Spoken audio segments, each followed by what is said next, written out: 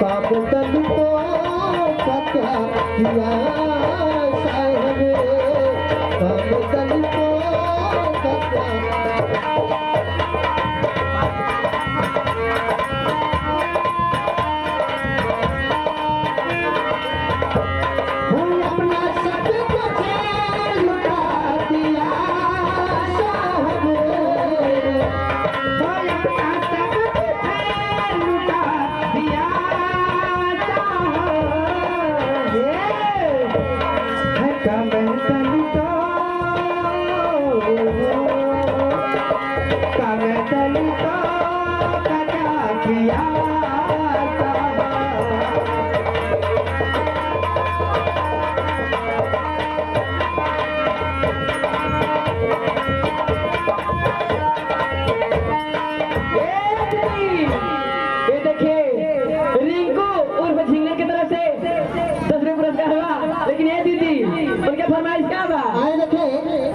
मेला देखे ना जाए परम घर छोड़ के।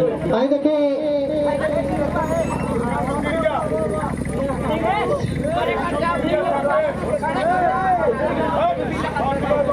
आए देखे अब क्रिया कसम वाली बात आ गई तो ना बोले भाई।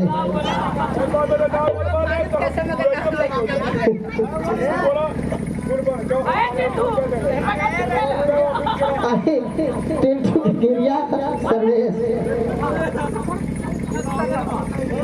गुस्ताखी के लिए क्षमा चाहते हैं। एक घर पर आशीर्वाद की छाली की कहना मास्टर जी